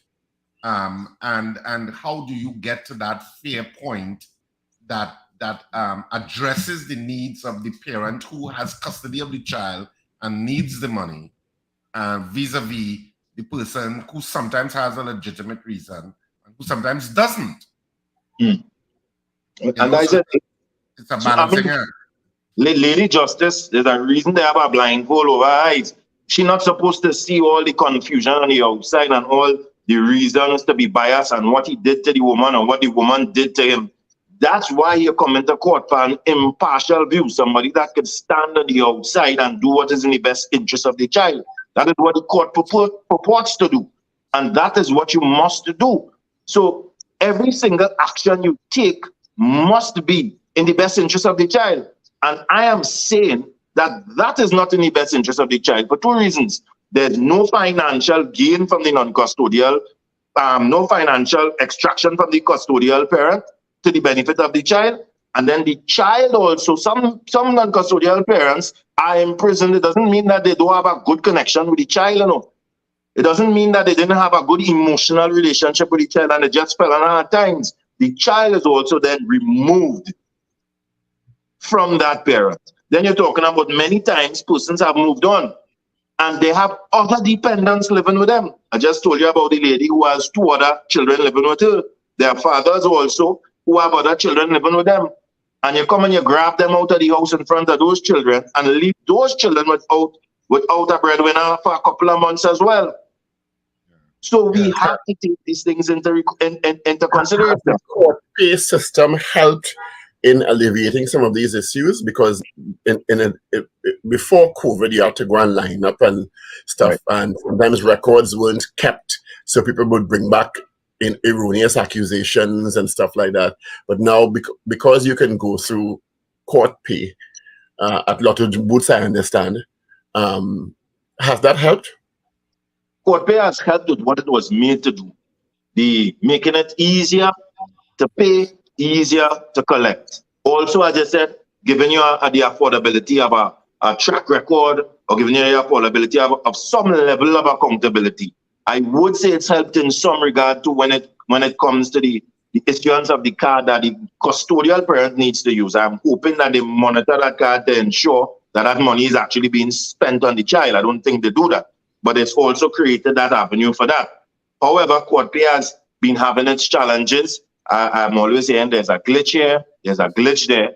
And whereas the system and the process itself is a good thing, they need to get it working efficiently. They need to get their vendors or whosoever. I think that's the court pay made an announcement recently that you should only go to the NLCB booths to make this payment. Because for some other reason, when you go to the other merchants, it's taking a longer turnaround time. And some warrants were actually being issued for persons who would have paid in a timely manner. So the system itself, the idea of the system is still very good. We saw what it did during the COVID period. If it wasn't for that kind of system, children would have gotten problems because they couldn't go to the court. But they must make sure that it continues to work efficiently. Are there still issues with visitation rights? Because I know that was a big issue in years gone by, where fathers and some mothers were being denied their legal visitation rights and time with their children. It still is, and I don't know if it will ever change. I think for that to really change, we need to equate breach of the access order in a similar way to which we hold breach of the maintenance order. Until we do that, and until we start viewing the custodial parents who don't want to co-parent or don't want to give access when access is ordered to be given, hold them meaningfully accountable, we'll continue to see this happen. You understand? We often leave the custodial, whether it's the man or the woman, whether it's most times women, but there are men as well who do the same thing when they have custody, because it's a power thing, it's a power struggle. You understand? So I don't feel as the gender makes that happen. No. I believe it's the factor who have power and who doesn't. So that custodial parent, many times, as I said, many people don't know any family law act section 30. The custodial parent can be brought before the court if proven to be using the money negligently and face imprisonment and a fine. The fine is small, $1,000. It should be $10,000, but we have laws to deal with the custodial parent. The issue with that is the process that we use. It's very challenging for a lawyer to bring evidence that can show the custodial parent is wasting the money.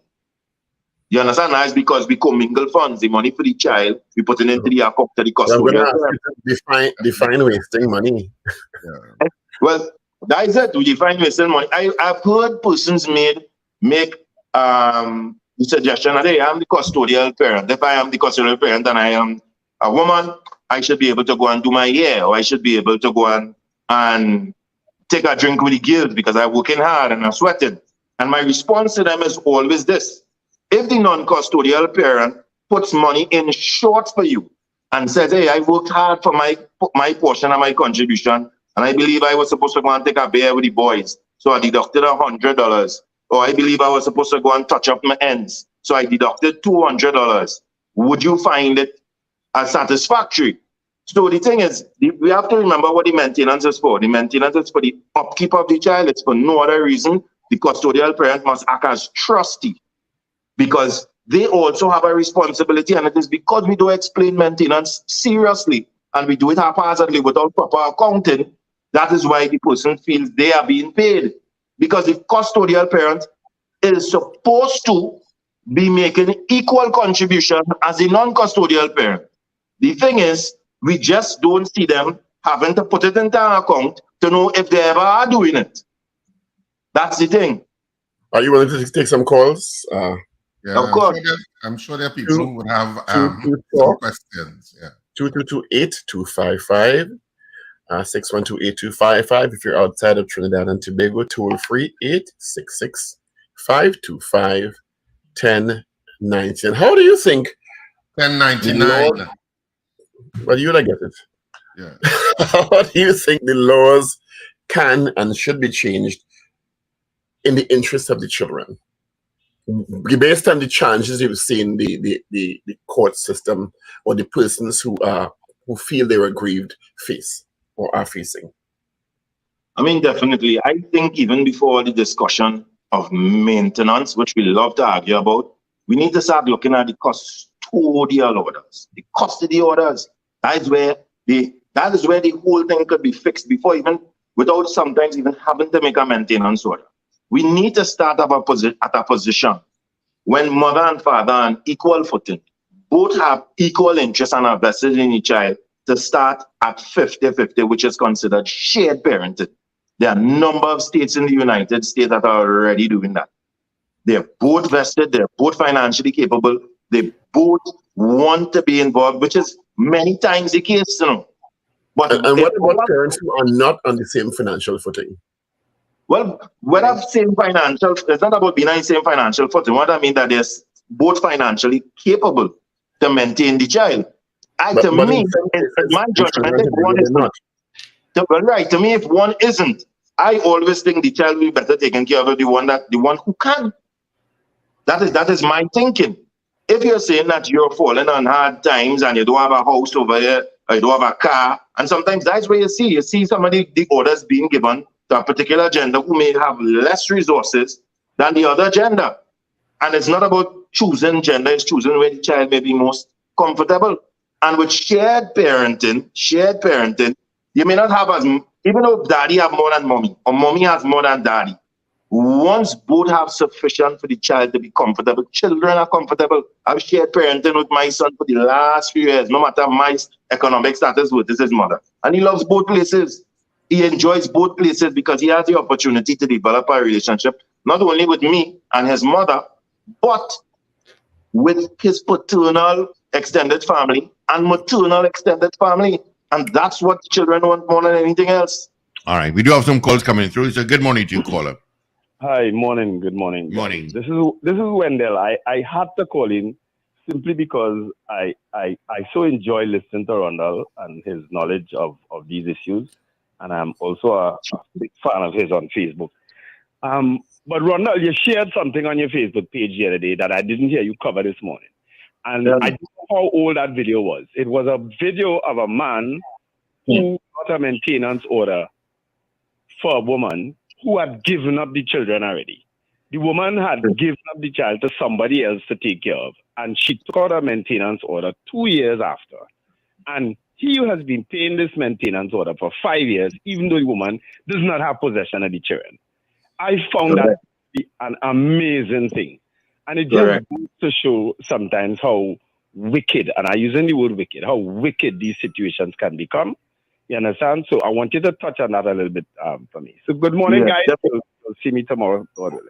All righty. Thanks, Wendell. Good morning, Wendell.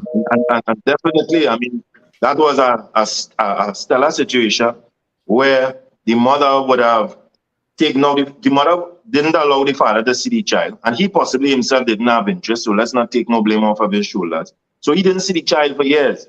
So the mother brought up the matter, and he was also thinking that the mother had the child in her possession, but she never did. She would have given the child away to the child's kindergarten teacher. So the child would have been living with the kindergarten teacher for the last 7 years. But she would have brought up a maintenance order as if the child was in her possession, received maintenance for a couple of years, and when he stopped paying or not, when he missed payments, she would take out warrants and have him arrested. It was not until a lady, the kindergarten teacher, bounced up the man's new wife and told him that the daughter was desirous of meeting the father. And that is when they realized that the child was never in the mother's care since then. And that is when we highlighted it to have the maintenance stopped, and nothing came out of it. Nothing came out of the mother doing that. There's no criminal charge laid against her. And I mean, even if we had brought up something through Section 30, the maximum consequence would have been $1,000 to pay. You understand? So she hoodwinked the entire system. I also, years ago, dealt with a situation where a mother collected maintenance for a child that had died for a while and didn't say anything. You understand? So the reason she collected it is the man knew it died, but it continued to accrue. And he had to then pay. We have another call there, gentlemen. Good morning. Hi, good morning. First, I want to thank you for doing the work that you do, because a lot of men there, they're suffering under this system and they really have no voice. And you actually bring bring it to the topic and where we can discuss it. Now, I personally have been, this happened to me. I have 3 children. I mean, they're all adults now. But I remember before Justice, I wouldn't call his name, when we were going through a divorce, and my ex-wife wanted full custody. And obviously, I wouldn't allow that because, I mean, I want to see my children. And the judge told me that between 10 and 6 o'clock on a Sunday was enough time for me to be with my children. Now, mind you, that is 8 hours. 8 hours for 52 Sundays in a year. But I am expected to pay half of everything plus a certain amount for each child. Now, you imagine that. That's what I had to do because there was a court order. I remember once where my ex-wife's mother couldn't go and pick up the child. And she would have WhatsApped me because I live and work close to where they go to school. Most times I used to go outside the school and talk to them through the fence. And I had to pick them up. And would you believe she threatened me to go to the court to say that I had contact with them during the week. And I didn't know what that would have caused. I would have had to hire a lawyer to maybe go through that. And it's just there's nothing solid. It's just, it goes by whatever judge you get. And if you get an old judge who believe that the man wrong, or you get a woman, well, oh gosh, if you get a woman, Cabo smoke your pipe.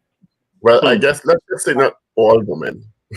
Yeah. It's pressure, and you just don't have any rights. I remember a time seeing my children in September, the first week of school, and then next time I saw them was for April. So I remember going to a Christmas morning, going to drop off presents, and my ex-wife meeting me by the gate and say, they're going out and she don't feel that I could see them today. But Paul and guys, my children, the Christmas, I had to leave the presents by the gate. I want you all to notice something, and I see it all the time. Yeah. These men never forget that pain. I went through it myself, I can tell you. There's nothing more heartbreaking when you make that plan and you're excited to go with that gift. And when you go, now you can't see them, go from it. I used to tell people that could cause road rage when a man coming back out a day and a man give him a bad drive, could kill somebody sometimes, you know, because it is so destroying. It destroys your heart so much emotionally. That man was he talking about 18 or 20 years ago, and he will never forget it. And But that is how that it happened so long ago, and you could still hear the hurt in his voice. Yes. We have another call, gentlemen. Good morning. Hey, morning, Wendell, Steve. Morning, Mr. Patrick. Yeah, well, Mr. Phil, morning. Morning. Mr. Phil, I mind people children already. Plenty people children. I find it strange in Trinidad and Tobago how people just defy the court order when it comes to maintenance. You know, in the States, I see men in the States, the minute they get child support, is that serious issue? Child support is that serious issue. You could go where one in the States and find you. Look, for instance, I have a friend right now, she have an issue. The High Court, which went through a divorce, grants a maintenance order for the husband to maintain the child. Right? The man only pay for 3 months and he pay for 3 years. I understand. And there could be a number of reasons for that. He could be blatantly negligent, as we may first off think. Sometimes he could be vindictive too.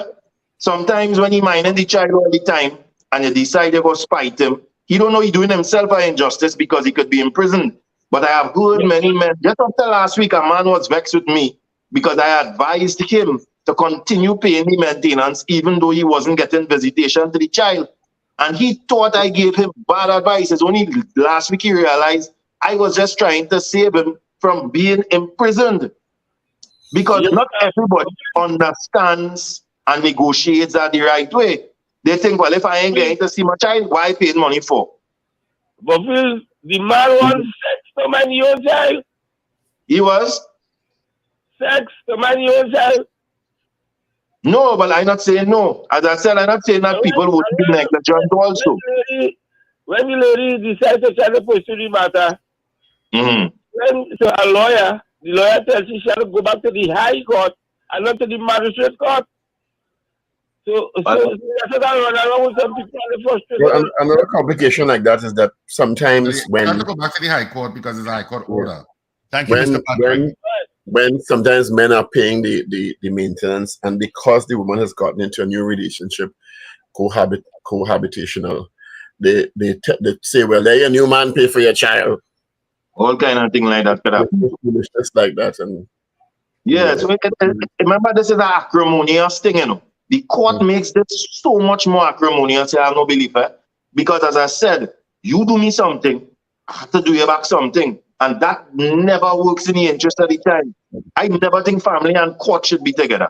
Because what we need to start doing, we be pushing this maintenance thing, but we need to start pushing the shared parenting thing, the shared custody thing, so that what we care about, giving him the money to the custodial parent or getting the child to be the best citizen in Trinidad and Tobago holistically, that they have an emotional relationship with both parents, that they're taken care financially. What is in the best interest of the child?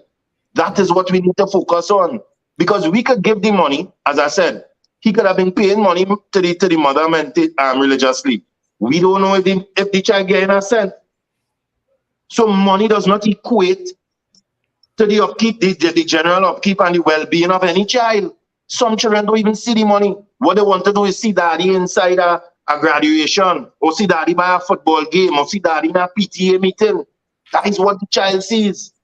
And we've been so intertwined with this Western culture of family court fighting that we can't put our differences aside and co-parent. Many matters don't need to go to court, you know. It is because one party wants the other party to listen to them, and if it listen to them, the court acts as a mediator in acrimonious situations, supposedly in the best interest of the child, because the child is the most important person in this entire situation. There's one thing though we can't discuss all this, Paul, and forget, and that must be governed by the Family Law Act Section 22. It deals with paternity. Paternity is a serious issue. We have people who are imprisoned and have warrants, and who we call it negligent and bad and all kind of things sometimes, and it's tested that they're not the fathers of the children. Some of them who saying, "Well, I ain't paying because I don't feel it's my child," and they were actually right. And some of them who paid religiously and built a strong emotional bond. Those are the ones I worried about. Not the ones who don't care and just want to get away from the bill.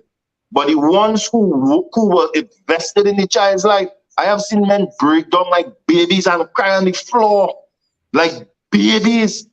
When I had to, trust me now, Paul, when I see that child is not there, or the child looking just like them, and the child is not theirs, paternity fraud needs to be placed on our law books. You cannot want to make somebody pay a penalty for a child that is not biologically father. And they were deceived to believe that they fathered. It could never be right. Yeah. All right, let's grab this call. Good morning. Thanks for holding.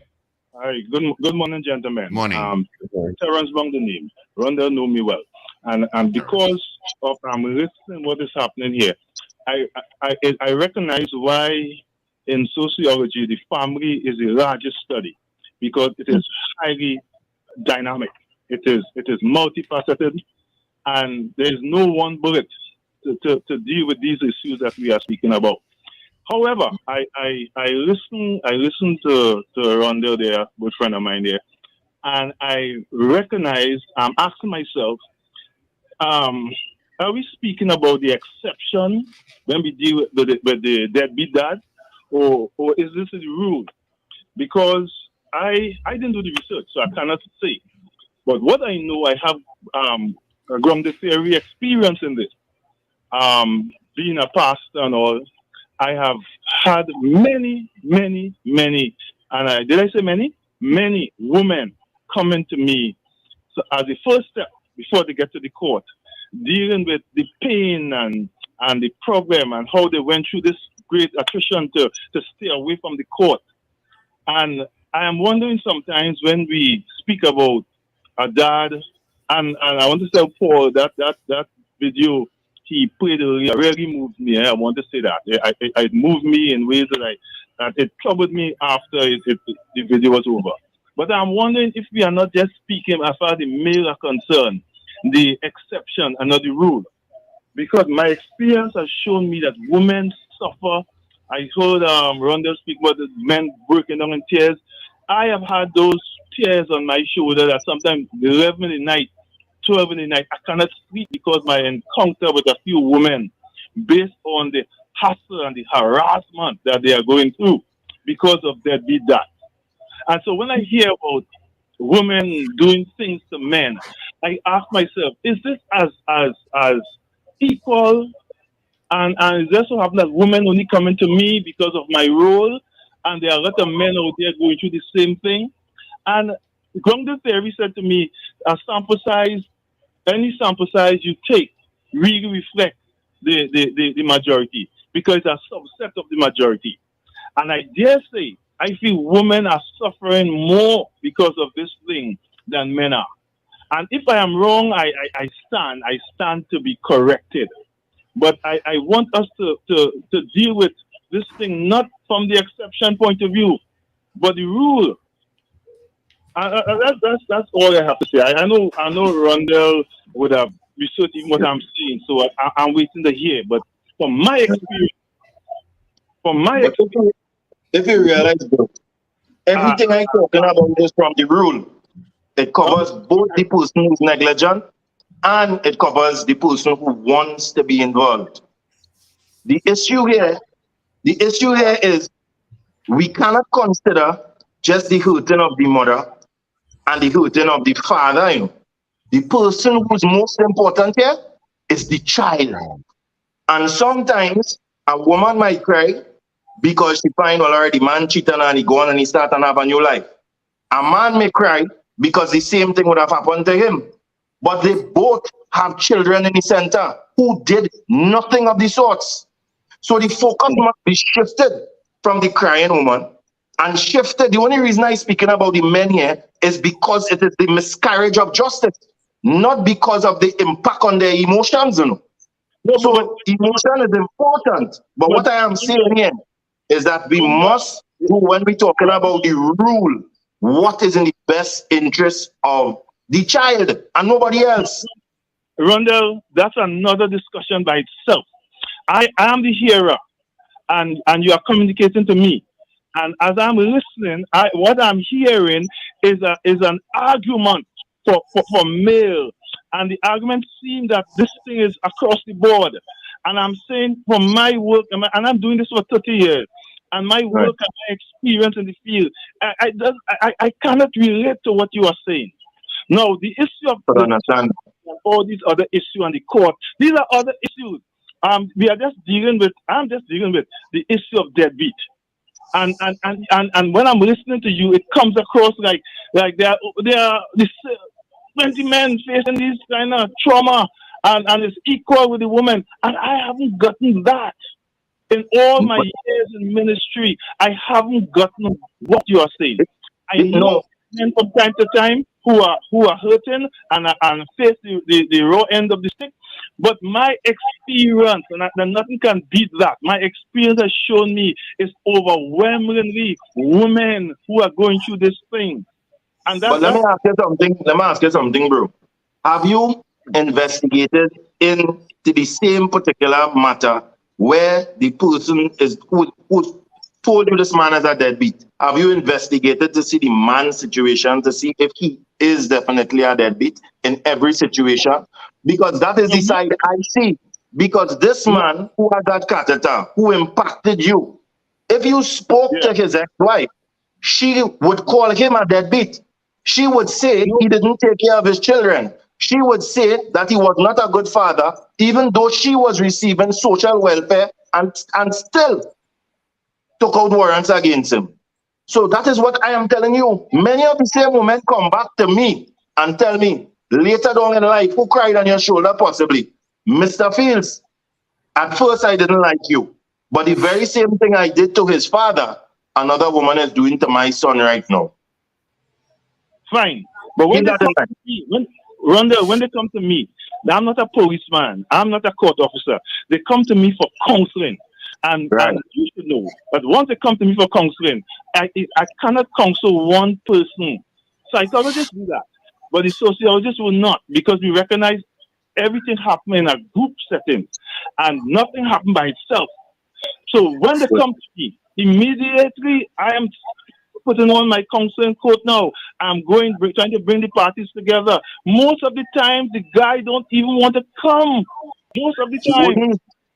He wouldn't. And let me tell you why. Because most men don't feel safe in spaces to speak.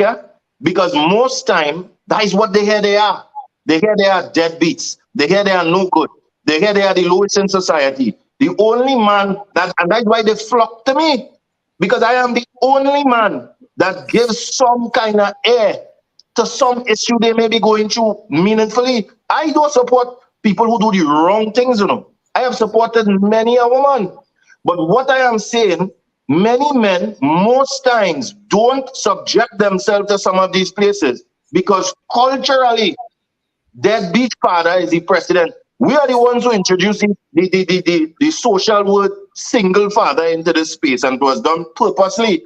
But before you heard about Single Fathers Association, the talk of the tongue when you talk about fathers was deadbeat father, even more than good fathers.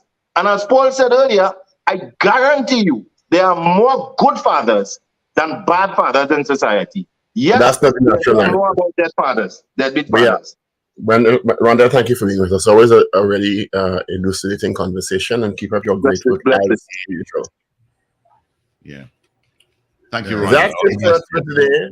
You gotta have a great day. Be safe. Enjoy yourselves, whatever you do, and look out for that heat. Hydrate yourself. Make sure you drink plenty of water because it's going to be another scorcher today. Yep, it is. So have a fantastic day. Whatever you do, just reminding you, of course, the theater is on. Nikki Crosby is back. 50-ish and Hot AF is on on the 30th of September at 8:30 p.m. at Queen's Hall, and the 1st of October at Queen's Hall. That's Sunday, 1st of October at 6:30 p.m. Tickets are on sale at the Queen's Hall box office from 12 noon to 6 p.m. daily. Tickets available at all the usual outlets, Electronics Arima, Brentwood Mall in Chaguanas, Creme Fresh, the Rumbox in St. James, Crosby's in St. James, Sharplet Auto Services, Jabili Rawi in Tunapuna. I said Electronics in Arima, and Fens in Piaco Plaza. So these are all some of the outlets. You can check RSRR Productions theater page for more details, including how to pay online. And of course, we have another play also starting up, Bacchanal, Bubble, and Bad Behavior, which starts in the first weekend in October at Naparima Bowl. So you can check RSRR Productions theater page for all of the information on Instagram and on Facebook to get all of the information.